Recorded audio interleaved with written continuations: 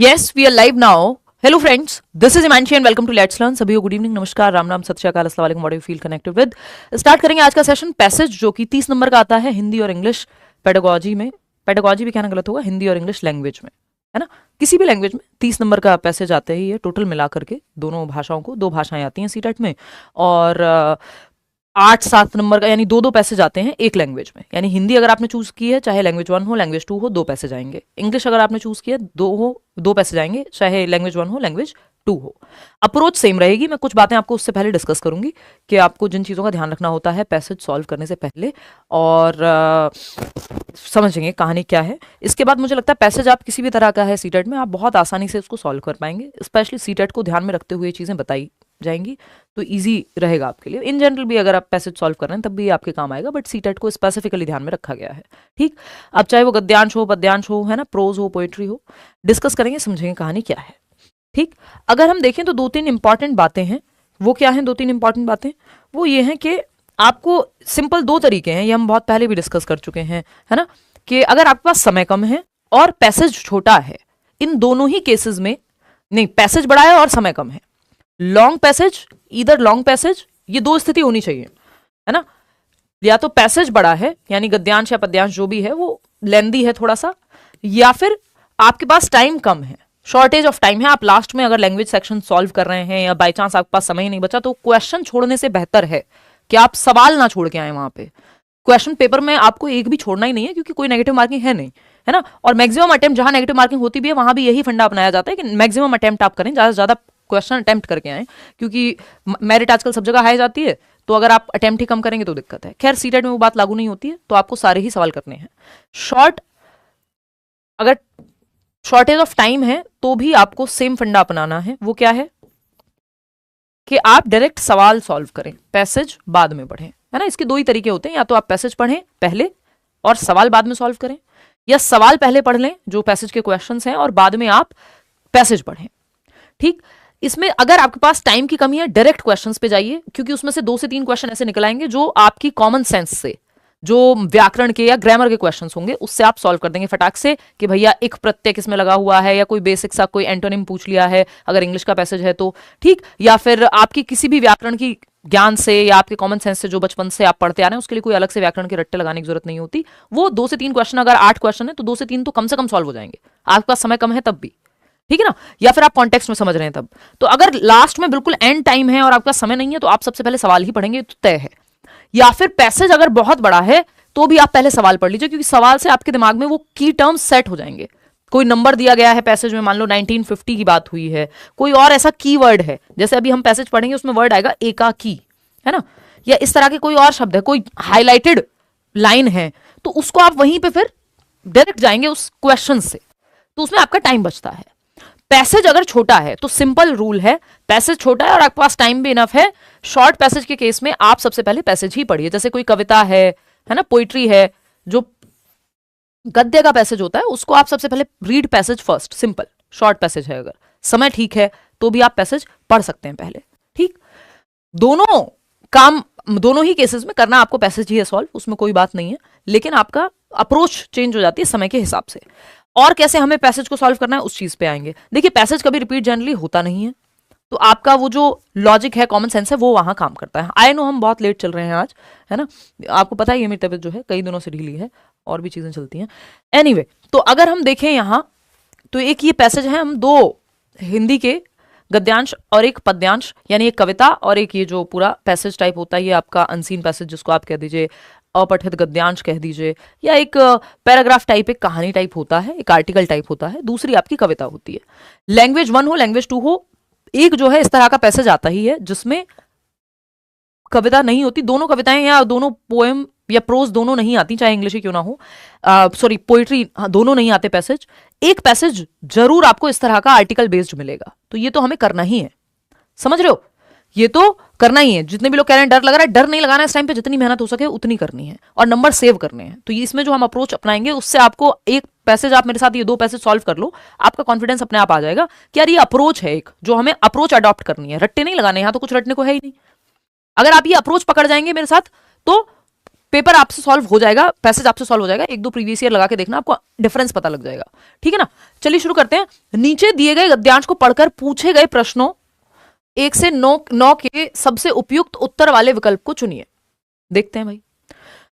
अब यहां पे दो चीजें, जब हमें दिख रहा है पैसेज उतना बड़ा हमें नजर नहीं आ रहा, लेकिन क्योंकि हम मान लेते हैं कि हमारे पास समय की तंगी है, 9 सवाल है, 9 में से कुछ भी नहीं तो 2 सवाल तो ऐसे ही सॉल्व हो जाएंगे अगर आप डायरेक्ट पैसेज पे भी चले जाएं। ठीक है ना, कुछ सवाल होंगे जो पैसेज से ही सॉल्व होंगे, तो हम ये क्योंकि हम अपना के देख रहे हैं। अब जैसे ये दूसरा सवाल है, अब पहला सवाल हमें पता लग रहा है देख के ही कि ये पैसेज से ही सॉल्व होगा, पैसेज के बारे में बात हो रही है ना, पैसेज के बारे में बात हो रही है। हालांकि ये पैसेज छोटा है तो आप पहले चाहें तो पैसेज भी पढ़ सकते हैं। ठीक, अब दूसरा सवाल आता है हमारे सामने, इनमें से कौन सा शब्द समूहों से भिन्न है, यानी डिफरेंट कौन सा है, आदान प्रदान, मौखिक परंपरा, प्रचलित रीति या सांस्कृतिक कर्म। अब अगर आप थोड़ा सा भी ध्यान देंगे तो आपको समझ में आ जाएगा कि 3 जो शब्द हैं वो अपनी एक कहानी कह रहे हैं और चौथा जो शब्द है वो अलग है, मतलब ऑड वन आउट कह देते हैं इसको। तो ऐसा कई बार एक सवाल देते ही हैं, इसके लिए आपको कोई पैसेज पढ़ने की जरूरत नहीं है, आप अगर चाहें तो उसको ऐसे ही सॉल्व कर सकते हैं कि इनमें से कौन सा शब्द समूहों से भिन्न है। आप देना बोल देना शौर्य। तो अगर हम देखें यहां तो आप ये सॉल्व खुद से कर देंगे, आपने कोई पैसेज नहीं पढ़ा अभी तक, है ना, जादू देख रहे हो आपने कोई पैसेज नहीं पढ़ा, आपको कुछ नहीं पता पैसेज में क्या है, फिर भी आप ये सवाल 90% लोग सॉल्व कर देंगे सही, जो कि कर रहे हैं, है ना, आप लोग सही जवाब इसका दे ही रहे हो। तो इनमें से कौन सा शब्द समूह दूसरों से भिन्न है, ऑड वन आउट। आप लोग सीधा जवाब दे रहे हो कि भाई आदान प्रदान जो है वो भिन्न है, 82% लोग ये बात कह रहे हैं, विच इज ट्रू। देखते हैं कैसे। मौखिक परंपरा, प्रचलित रीति, सांस्कृतिक कर्म, तो परंपरा, रीति, समाज, प्रतिष्ठा, अनुशासन, यही सब बातें हो रही हैं बाकी के तीनों में। आदान प्रदान एक अलग तरह का गिव एंड टेक की जब हम बात कर रहे हैं तो ये एक तो कॉन्टेक्स्ट अलग हो गया, दूसरा ऐसे कई बार ऐसा भी दे देता है कि 2 शब्द ऐसे दे देगा जिनमें आप देख रहे हैं कि कुछ ना कुछ एक रिदम है, पेयरिंग है, पेयर में है, तो बाकी का फिर अलग हो जाता है। कई बार 3 शब्द ऐसे दिए हुए होते हैं, माता पिता, है ना, वो बिल्कुल डे एंड नाइट टाइप के, और एक कोई अलग सा दे देगा, ऐसा एक सवाल आता ही है किसी भी पैसेज में।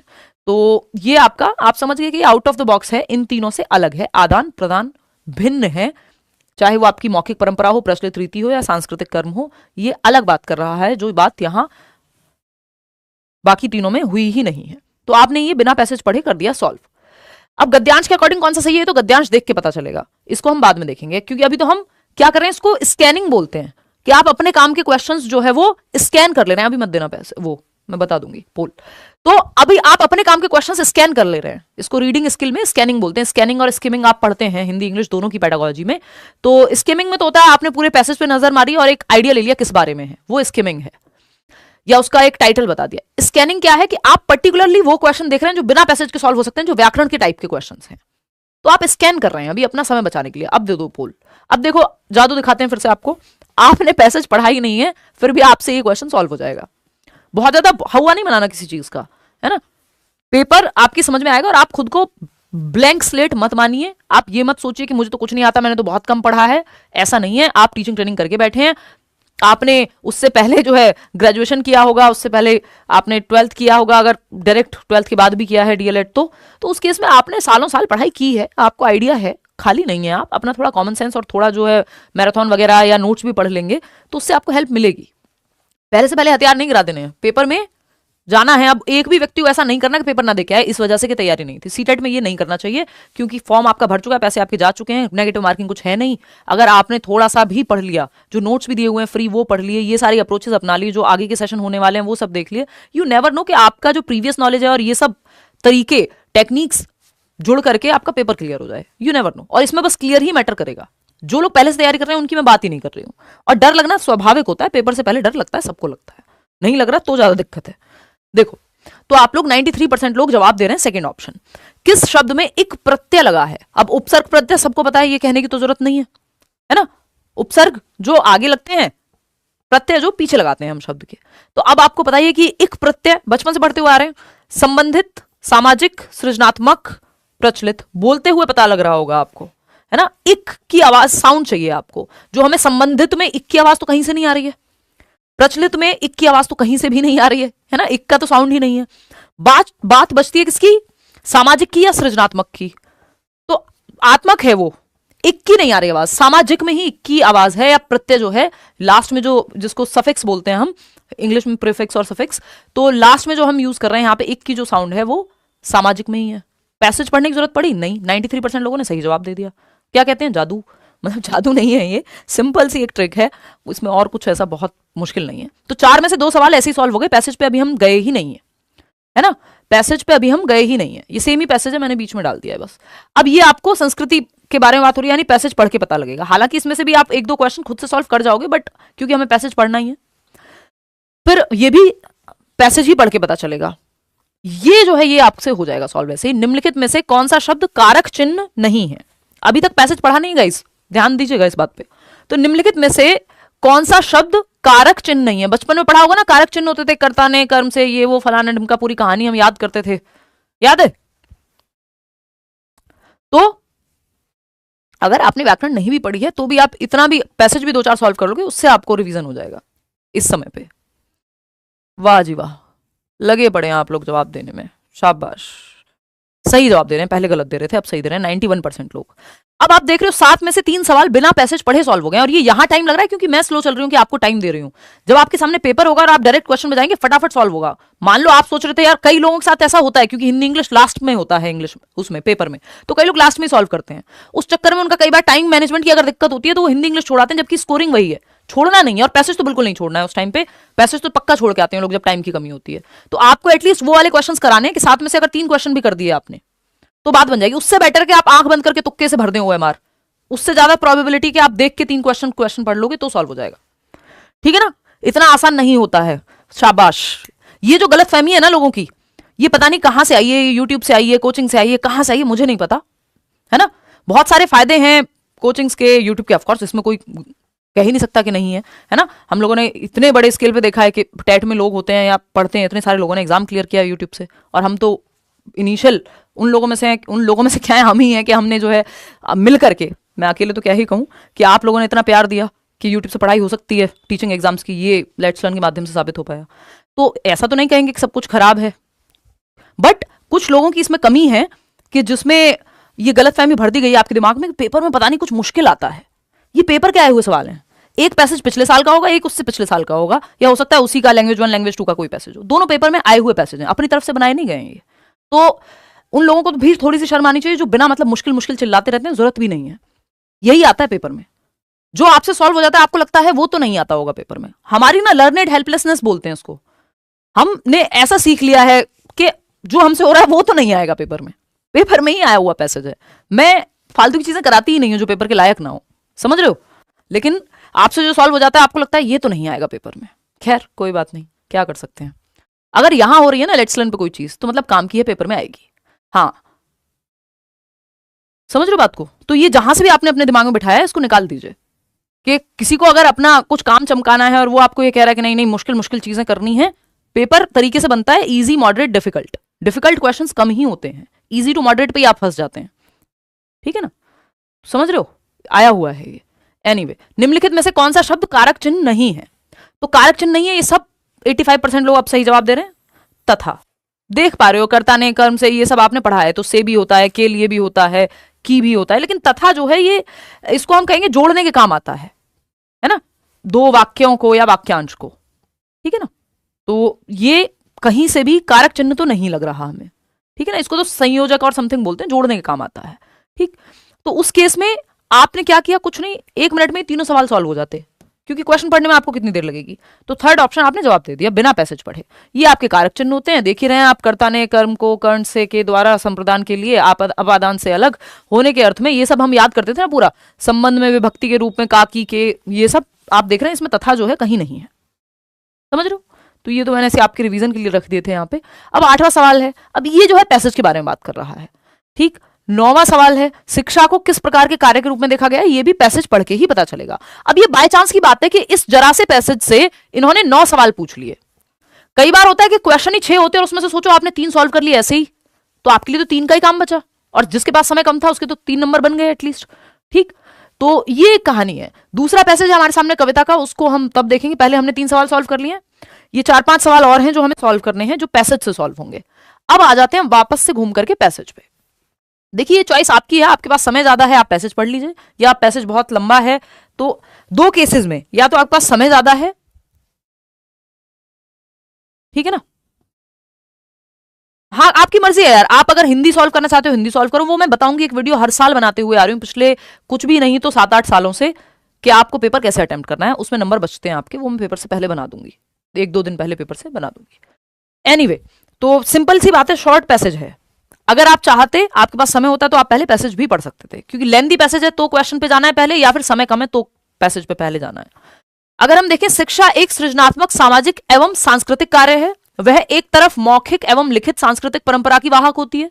कैसी परंपरा, पढ़ के पता चल रहा है, मौखिक एवं लिखित परंपरा की वाहक होती है, किंतु दूसरी ओर वह संस्कृति की निर्मात्री भी है, ठीक है, क्योंकि वह प्रचलित संस्कृति में कुछ नया जोड़ती है तथा कुछ पुरानी चीजों को घटाती है या उनका स्वरूप बदलती है। क्योंकि कोई भी संस्कृति किसी देशकाल के सापेक्ष होती है, इसलिए शिक्षा सबसे पहले नए युग के लिए नई संस्कृति विकसित करने का काम करती है। वह समाज में प्रचलित परंपराओं, रीति रिवाजों को जारी रखने के पहले उनके औचित्य के बारे में सोचने की प्रेरणा भी देती है। सांस्कृतिक कर्म के रूप में शिक्षा को देखने से यह बात स्वतः स्पष्ट हो जाती है कि संस्कृति न तो एकाकी होती है, यानी सॉलिट्यूड में नहीं होती, अकेले नहीं होती, न उसे बाहरी प्रभाव से रोका जा सकता है, और न उसका प्रभाव दूसरे समाज पर पड़ने से बचाया जा सकता है। संस्कृति अपने स्वभाव में आदान प्रदान की प्रक्रिया है, यह हमेशा प्रगतिशील और ग्रहणशील होती है। अब आपको पता है, इस पूरे पैराग्राफ में बात हो रही है संस्कृति की, कितनी बार संस्कृति आया है, और जहां जहां संस्कृति के बारे में कोई विशेषता दिख रही है उस पर आप चाहें तो हाईलाइट करते जा सकते हैं। जैसे संस्कृति न तो एकाकी होती है, अब ये कीवर्ड है आपके लिए, संस्कृति अपने स्वभाव में आदान प्रदान की प्रक्रिया है, ठीक है, तो संस्कृति बार बार रिपीट हो रहा है, संस्कृति के बारे में है, संस्कृति और शिक्षा के बारे में अगर मैं देखूं तो ये, ठीक है, शिक्षा एक सृजनात्मक, सामाजिक एवं सांस्कृतिक कार्य है।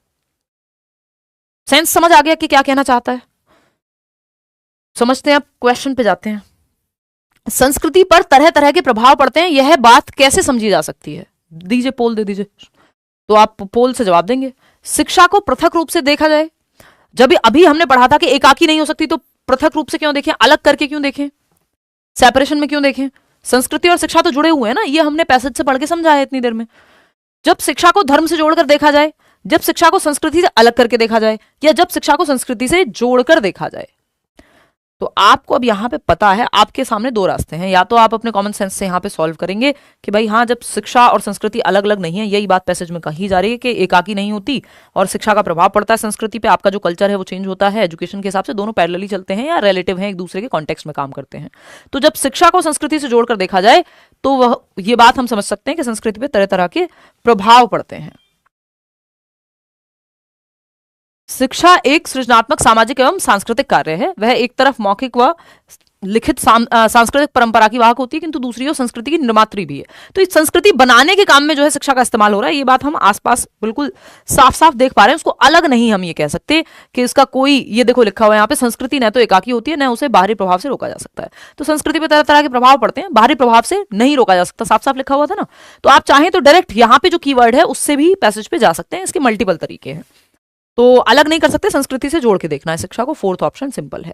आगे बढ़ेंगे, इसका जवाब आप ऑलरेडी दे चुके हैं, ये आउट वो था आपका ग्रामर वाला के ऑड वन आउट। अब ये गद्यांश के हिसाब से आपको एक और सवाल देखना है, गद्यांश के अनुसार कौन सा वाक्य सही है। तो संस्कृति हमेशा प्रगतिशील होती है, संस्कृति की मुख्य विशेषता उसका एकाकीपन है, अभी हमने पढ़ा था कि एकाकीपन नहीं होता है ना, थोड़ा सा तो ध्यान से पढ़ेंगे तो याद रह जाएंगी कुछ चीजें। संस्कृति में किसी भी प्रकार का आदान प्रदान नहीं होता, आदान प्रदान होता है, यही हम अभी पढ़ रहे थे तो हट गया। संस्कृति में गतिशीलता का अभाव है, भैया वो कह रहे हैं कि चेंज होती रहती है संस्कृति, तो कहां से अभाव है, तो एक ही ऑप्शन बचता है, संस्कृति हमेशा प्रगतिशील है, चेंजेबल है, डायनेमिक है ना, इसमें आदान प्रदान विचारों का होता रहता है, समाज के संदर्भ में बदलती रहती है। जैसे अगर हम जाएं पैसेज पढ़ने, इसमें हमसे क्या पूछा है, गद्यांश के अनुसार कौन सा वाक्य सही है, तो संस्कृति हमेशा प्रगतिशील है, क्या है देखते हैं एक बार, है ना, कि हमेशा बदलती रहती है, ये बात आप देख रहे हैं, हमेशा ये लिखा हुआ है, देखो प्रगतिशील वर्ड पकड़ के भी आप अगर पैसेज में स्कैन करने आ जाते तो आप समझ जाते, चेंज होती रहती है, ठीक। तो ये तो बिल्कुल ही आसान सा सवाल था, कुछ ऐसा नहीं था कि आप एक बार पैसेज पढ़ें और आपसे सॉल्व ना हो, है ना। आगे बढ़ते हैं, और ज्यादातर सवाल ऐसे ही आते हैं, वो कुछ सवाल में आप फंसेंगे, वो भी आपकी टेक्निक डेवलप होगी तो नहीं फंसेंगे, ठीक, ये बीच में मैंने पैसेज इसलिए लगाया हुआ है कि ज्यादा पीछे ना जाना पड़े। नेक्स्ट क्वेश्चन है, कोई भी संस्कृति किसी देश काल के सापेक्ष होती है, इस वाक्य से आशय है। अब आपके सामने दो रास्ते हैं कि आप वापस से भाग के जाएं पैसेज पे और चेक करें कि जो संस्कृति है और देशकाल की बात कहां हुई है, देशकाल और संस्कृति की बात कहां हुई है, वो आप पैसेज में चेक कर सकते हैं, नहीं तो आप डायरेक्ट आंसर भी कर सकते हैं। 56% लोग फर्स्ट आंसर कह रहे हैं, ये दिया है नया पुल, ठीक है। थर्ड कह रहे हैं अब आप 40% लोग। चलिए देख लेते हैं, हम मान लेते हैं हमें पता ही नहीं, हम तो भूल गए पढ़ के, तो हम क्या करेंगे, सिंपल जाएंगे अपने पैसेज पे वापस। कोई भी संस्कृति किसी देशकाल के सापेक्ष होती है, ये आप देखिएगा। अब आपको यहां सिंपल देशकाल शब्द ढूंढना है ना, निर्मात्री होती है ड शिक्षा सबसे, ये देखिए देशकाल यहां पे है। आपको कोई एक कीवर्ड आपने पकड़ लिया या उनका स्वरूप बदलती है, चूंकि कोई भी संस्कृति किसी देशकाल के सापेक्ष होती है, इसलिए शिक्षा सबसे पहले नए युग के लिए नई संस्कृति विकसित करने का काम करती है। यानी शिक्षा क्या कर रही है, नए युग के लिए नई संस्कृति ला रही है, यानी शिक्षा का प्रभाव है कल्चर के चेंज होने पे। बात सही है, तो ये पृथक तो नहीं है देशकाल से, सापेक्ष है, रिलेटिव है, कॉन्टेक्स्ट में है। जिस समय में जिस देश में जो चीजें चल रही होंगी वो उस कॉन्टेक्स्ट में होंगी। आज से 50 साल पहले जाएंगे चीजें अलग मिलेंगी।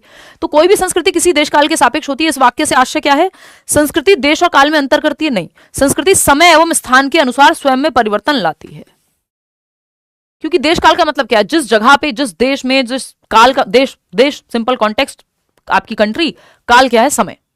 तो यहां पे सिंपल है, संस्कृति समय एवं स्थान के अनुसार स्वयं में परिवर्तन लाती है, चेंजेबल है, प्रोग्रेसिव है ही, पहले प्रगतिशील है, ये बात हम कर रहे थे ऑलरेडी।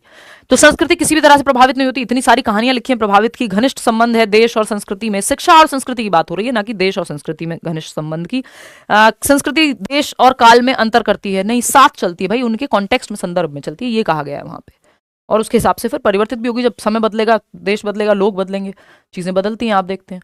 प्रचलित परंपराओं के औचित्य के बारे में सोचने की प्रेरणा कौन देता है, यानी जो चल रही हैं परंपराएं, जो आज के समय में, क्या वो सही है या नहीं, उनको कैसे बदलना चाहिए, ये बात आपकी शिक्षा कहती है, और उससे फिर संस्कृति बदलती है। तो शिक्षा या संस्कृति में से कोई एक शब्द होना चाहिए, संस्कृति यहां है ही नहीं, शिक्षा और संस्कृति के बारे में पूरा पैसेज है, तो सेकेंड ऑप्शन सिंपल। थोड़ा सा अगर आप लॉजिकली पढ़ना शुरू कर देंगे, आपसे क्वेश्चन सॉल्व होने शुरू हो जाएंगे। ठीक, घबराना नहीं है, इसको आपने घबराना नहीं है, ये क्वेश्चन हम ऑलरेडी कर चुके हैं क्योंकि ये व्याकरण वाला क्वेश्चन था। ठीक, ये है आपका एक क्वेश्चन, पैसेज का लास्ट बचा हुआ है इसका, फिर 9वां क्वेश्चन तो हमारा हो गया था उससे ही सॉल्व, जो आपका व्याकरण था। शिक्षा संस्कृति की निर्मात्री है, ये बात भी हमने पढ़ी है अभी थोड़ी देर पहले, मैंने हाईलाइट भी किया था। यानी शिक्षा क्रिएट करती है संस्कृति को, या हेल्प करती है बिल्ड ऑन होने में। आप देखेंगे जहां लोग शिक्षित होंगे वहां का कल्चर भी आपको चेंज होते हुए नजर आ जाएगा। ठीक, यही बात पैसेज में भी कही जा रही है। तो अगर हम देख रहे हैं, या शिक्षा उस समय कैसी चल रही होगी वहां की, वो बदलेगी उसको, कितनी सारी पुरानी प्रथाएं शिक्षा ने बदली हैं।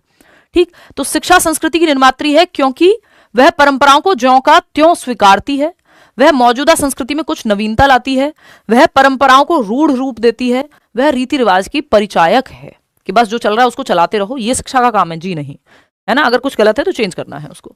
वह परंपराओं का ज्यों का त्यों नहीं स्वीकारती, वह मौजूदा संस्कृति में कुछ नवीनता लाती है। यही बात अभी इतनी देर से प्रगतिशील है, जब आपने एक लाइन में पकड़ ली तो सेंस तो आप निकाल लेंगे, इतना मुश्किल थोड़ी है। तो शिक्षा संस्कृति की निर्मात्री है, वह मौजूदा संस्कृति में कुछ नवीनता लाती है, सिंपल बात। आप चाहें तो वापस, अगर आपको दिक्कत हो तो आप यहां पे जाकर के पैसेज पे फिर से पढ़ सकते हैं, निर्मात्री वर्ड पकड़ लीजिएगा, कीवर्ड से ढूंढ लो और कॉन्टेक्स्ट में समझ लो कहना क्या चाहता है कवि। ठीक है ना, अब निर्मात्री वर्ड जो है यहाँ पे आप देख लीजिए, आपको मिल जाएगा, ये रहा लिखा हुआ है, पुरानी चीजों को घटाती है, उनका स्वरूप बदलती है अगर जो चीज आउटडेटेड है। ठीक, तो ये पैसेज तो हमारा यहाँ समाप्त होता है। मुझे लगता है कि आपको जितना समय यहाँ लगा है पेपर में नहीं लगेगा, क्योंकि मैं आपके साथ प्रॉपर टाइम ले लेके इसको मुश्किल बना के एक्स्ट्रा तब हम डिस्कस कर रहे हैं। ठीक, तो ये 9वां सवाल हमारा हो ही गया था, क्योंकि ये किसके बारे में था, नहीं 9वां सवाल है, इसको आप कर देंगे बट सॉल्व, अब इतना आप कर चुके हो। पैसेज के 1-2 क्वेश्चन भी आपने पैसेज से पढ़ के सॉल्व कर दिए, बाकी आपके अपने आप होने शुरू हो जाएंगे। शिक्षा को किस प्रकार के कार्य के रूप में देखा गया है, भौतिक, आर्थिक, राजनीतिक, सांस्कृतिक। तो आपको पता है संस्कृति और शिक्षा की ही बात चल रही है, और कोई ऑप्शन हो ही नहीं सकता, सिंपल है सांस्कृतिक। 59% लोग सही जवाब दे रहे हैं। अब आते हैं एक और पैसेज आपकी प्रैक्टिस के लिए कर लेते हैं, इंग्लिश में भी सेम ही तरीका काम करेगा, इसमें कोई भी दिक्कत नहीं है। लैंग्वेज 1 और लैंग्वेज 2 अपना देख लेना एक बार, वो मैं पेपर सॉल्व करने वाली एक वीडियो बनाऊंगी, उसमें बता दूंगी। ठीक है, अब ये आपका एक और पैसेज है जो हम 2 पैसेज करने वाले हैं, क्योंकि हमने एक पद्य वाला कर लिया, सॉरी गद्य वाला कर लिया है, जिसको हम प्रोज कह देते हैं, ये जो आर्टिकल बेस्ड एक आता है वो हमने कर लिया। एक आपका कविता वाला, या ये पोएम वाला या पोइट्री वाला, हिंदी में कहें तो कविता हमारी एक आती है, लैंग्वेज 1 यदि आपने हिंदी ली है तो एक कविता कम से कम आएगी, और ऐसे ही जो है आपका कई बार लैंग्वेज 2 में भी आ जाती है, उसमें कई बार दोनों पैसेज भी आ जाते हैं, तो पढ़ के तो जाना ही है ये। ठीक, तो अब एक बार ये फटाफट से, अब देखो आपको पता है कि इसमें 7 सवाल हैं 1 से 6 तक, और आपको क्या करना है, ये छोटा सा पैसेज है तो आप चाहें इसको डायरेक्ट रीड कर सकते हैं कि कलम आज उनकी जय बोल, ये रामधारी सिंह दिनकर की जो है कविता है, if I am not wrong. तो कलम, अब ये आया हुआ है पैसेज, अपनी तरफ से तो कुछ बनाया नहीं हमने, है ना। आते हैं ऐसे ही क्वेश्चन आते हैं, आपसे दुश्मनी नहीं है सीबीएसई की कि वही पूछेंगे जो आपसे नहीं आता होगा। अगर आपने पढ़ाई की है तो वही आएगा जो आपने पढ़ा होगा, बशर्ते आपने थोड़ी भी पढ़ाई की हो, सीटेट में स्पेशली। कलम आज उनकी जय बोल, जला अस्थियां बारी बारी छिटकाई जिनने चिंगारी, जो चढ़ गए पुण्य वेदी पर लिए बिना गर्दन का मोल, कलम आज उनकी जय बोल। जो अगणित लघुदीप हमारे तूफानों में एक किनारे, जल जल कर बुझ गए किसी दिन मांगा नहीं स्नेह मुंह खोल, कलम आज उनकी जय बोल। पीकर जिनकी लाल शिखाएं उगल रही लू लपट दिशाएं, जिनके सिंह नाद से सहमी धरती रही अभी तक डोल, कलम आज उनकी जय बोल। आपको समझ में आ रहा है, देशभक्ति टाइप की कविता है, देश प्रेम की बात हो रही है और सोल्जर्स को लेकर के या शहीद लोगों के लेकर के बात हो रही है। ऐसे ही जो है आप समझ जाएंगे। ठीक, अगर हम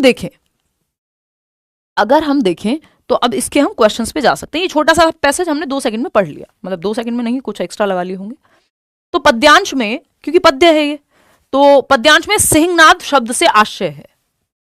चलो भाई सिंहनाद पे चले जाएंगे। अगर आपका मन करता है नहीं मुझे डायरेक्ट क्वेश्चन से जाना है, तो आप क्या करते, सिंहनाद पढ़ते, पहला क्वेश्चन पढ़ते और सीधा जहां सिंहनाद लिखा होता आप फटाफट से दौड़ लगा करके चले जाते, ये रहा सिंहनाद। ठीक है, तो पीकर जिनकी लाल शिखाएं उगल रही लू लपट दिशाएं, जिनके सिंहनाद से सहमी धरती रही अभी तक डोल, कलम आज उनकी जय बोल। यानी आपको कॉन्टेक्स्ट तो पता ही है कि पूरी कविता में किसकी बात हो रही है, सिंह की गर्जना की बात हो रही है। यहाँ बात तो हो रही है सोल्जर्स के बारे में, देश के बारे में, है ना, शहीदों के बारे में। तो सिंह की गर्जना की टू द पॉइंट लिटरली बात नहीं हो रही है ना। संवेद स्वर, आशय क्या है ये पूछा है आपसे, स्वर क्या है ये नहीं पूछा है। युद्ध ध्वनि, सिंहनाद शब्द का आशय जो है यहाँ युद्ध ध्वनि ललकार से है एग्जैक्ट, ना कि युद्ध ध्वनि से। सिंह की गर्जना नहीं है सरकार, यही बस इस बात का ध्यान रखना है। जब भी आप कविता या पोएम वाला पैसेज सॉल्व कर रहे हो, टू द पॉइंट ना ले जाएं, उसको लिटरल ना ले जाएं, वो संदर्भ में कही जाती है बात, आशय होता है उसका। आशय नहीं पूछते, अगर सीधा सिंह की गर्जना ही पूछा होता तो। इसका ऐसे नहीं पूछा उन्होंने, संधि विच्छेद नहीं करा रहे हैं या वन वर्ड को एक्सप्लेन करो ये नहीं कह रहे हैं, वो संदर्भ पूछा है आपसे। पद्यांश में सिंहनाद शब्द से आशय ललकार से है कि उनके बारे में बात होनी चाहिए। एनीवे, तो ये गलती होती है इसमें, कविता में करते हैं लोग। इसको एक बार फिर से देख लो, मैं बता भी देती हूँ कि सिंहनाद की जब आप बात करें, जिनके सिंहनाद से सहमी धरती रही अभी तक डोल, तो सिंह की गर्जना से नहीं, उन लोगों की, उन शहीदों के बारे में बात हो रही है, उन ब्रेव हार्ट्स के बारे में बात हो रही है, जिनके सिंहनाद से मतलब जिनकी ललकार से वो धरती गूंजती रही। थोड़ा सा कॉन्टेक्स्ट में समझना है इसको, ठीक है ना। जब स्कूल में पढ़ाते थे कविता तब तो चले जाते थे क्लास से उठ के आप लोग, मजाक कर रही हूँ। देखो, कलम आज उनकी जय बोल पंक्ति से क्या अभिप्राय है। अब इतना तो हम समझ ही गए, इतनी देर से जो है हम ये कविता पढ़ रहे हैं, कि लिखने की अपेक्षा बोलकर गुणगान किया जाए, नहीं, यहां पे लिखने और पढ़ने की बात नहीं है। इस सिंपल कलम का इस्तेमाल करके अपनी बात, वॉइस को रेज करने वाली बात है। पढ़ना लिखना यहां पे सेंटर में नहीं है। जय जयकार के नारे लगाए जाएं, देश के लिए समर्पित लोगों के लिए लिखा जाए, यस, यही तो कॉन्टेक्स्ट है। सभी के लिए प्रशंसा के शब्द लिखे जाए, प्रशंसा जरूरी नहीं है यहाँ पे, जिन्होंने देश के लिए जो समर्पित लोग रहे उनके बारे में बात करने की, चर्चा करने की यहाँ पे बात हुई है। थर्ड ऑप्शन, जो कि आप समझ भी पा रहे हैं। बाकी क्वेश्चंस तो आपको, इनको डिस्ट्रैक्टर्स बोलते हैं, डिस्ट्रैक्ट करने के लिए बनाए गए हैं बाकी ऑप्शंस जो हैं। भिन्न शब्द समूह की पहचान करें, ये तो आप ऐसे ही पहचान कर लेंगे, इसके लिए आपको पैसेज पढ़ने की कोई जरूरत नहीं है। पुण्यवेदी, लघु दीप, लाल शिखाएं, जला अस्थियां, बताइए फटाफट से बताइए। मस्त जवाब दे देंगे, इसमें आपको कोई डर वर तो है नहीं कुछ।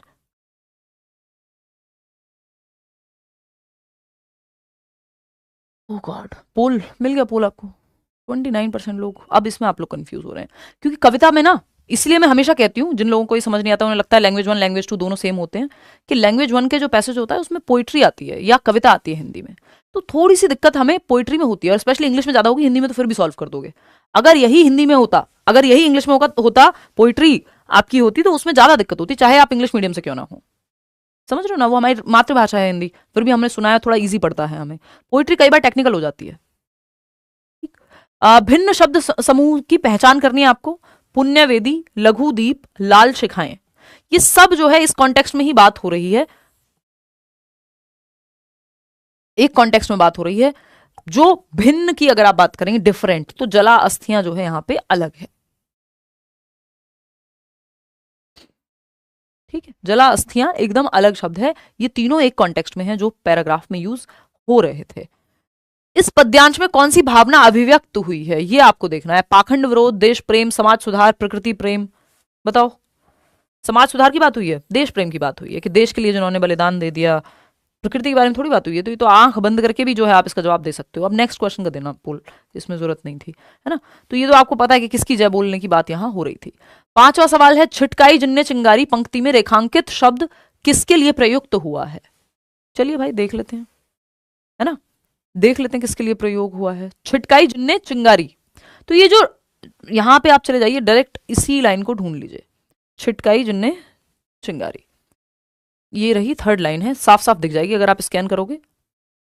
कलम आज उनकी जय बोल, जला अस्थियां बारी बारी, छिटकाई जिन्ने चिंगारी, जो चढ़ गए पुण्य वेदी पर, लिए बिना गर्दन का मोल। किसकी बात हो रही है? ब्रेव हार्ट्स की बात हो रही है या सोल्जर्स की बात हो रही है? बलिदान जिन्होंने दिया देश के लिए उनकी बात हो रही है, मार्टियर्स की बात हो रही है। तो अगर आप देखेंगे शहीदों की बात हो रही है। तो छिटकाई जिन्ने चिंगारी का क्या मतलब है आप अभी फटाफट से समझ लेंगे 1 मिनट में जाकर के। वैसे भी आप समझ लेते कि स्वतंत्रता सेनानियों की बात हो रही है, सिंपल। किसने छिटकाई जिन्ने चिंगारी का मतलब क्या है, किसकी बात हो रही है?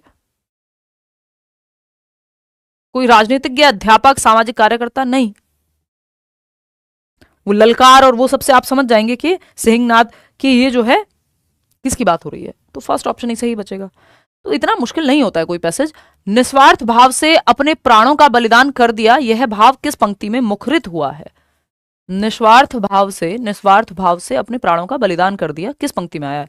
कलम आज उनकी जय बोल, किसी दिन मांगा नहीं स्नेह मुंह खोल। चलिए भाई वापस से जाते हैं और जाते हैं, निस्वार्थ भाव से अपने प्राणों का बलिदान कर दिया, यह भाव किस पंक्ति में मुखरित हुआ है, देख लेते हैं। पंक्ति भी चले जाते हैं, यहाँ होगा पैसेज आपका आगे पीछे कहीं पे। एक बार फिर से जाएंगे, निस्वार्थ भाव फटाफट से जाएंगे, कहाँ लिखा हुआ है, कहीं लिखा हुआ है कि नहीं लिखा हुआ है? अच्छा, ये पूछा है कि ये भाव किस पंक्ति से निकल रहा है, इस बार उल्टा पूछ लिया है। ठीक है ना, जैसे पिछली बार उन्होंने डायरेक्ट लाइन दी थी और पूछा था इसका क्या मतलब है, अब मतलब देके पूछ लिया कि लाइन कौन सी है। निस्वार्थ भाव से अपने प्राणों का बलिदान कर दिया है, यह भाव किस पंक्ति में मुखरित हुआ, वो तो आप यहां से भी ढूंढ लेंगे।